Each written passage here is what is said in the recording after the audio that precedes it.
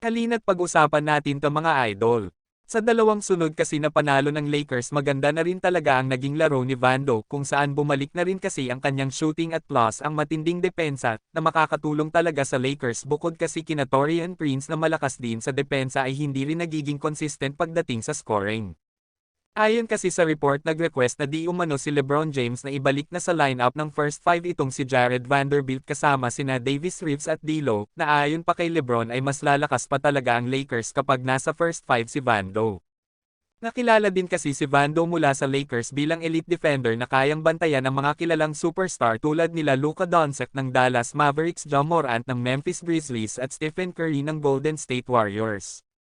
Nasa naging laban nga ng Lakers versus Warriors ay talagang nahirapan pa rin si Curry sa mga huling minuto. Ang naging problema lang kasi dito ay off the bench si Vando, kaya mas malaya pa rin nakakascore itong si Curry.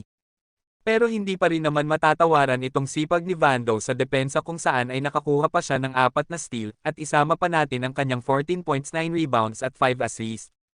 Nasa dulo nga ng fourth quarter ay makikitang si Vando na ang ibinabad dito over kay Taurean Prince na bigo din makapagtala ng score sa buong game ng Lakers. Naayon din naman kay Vando, para sa kanya ay isang special daw umano ang Lakers na kailangan talagang manalo sa bawat game. Special group here. We're starting to turn that corner at the right time, I feel like. So just continue. He's been leading the way, him and AD. And for us, just to keep following their lead and, keep chipping away. Yeah. Yo, Bron. Yes, sir. Yeah. Little Saturday love. It's a hell of a win, man. Shit. Double OT. They pulled it out. Good ass win.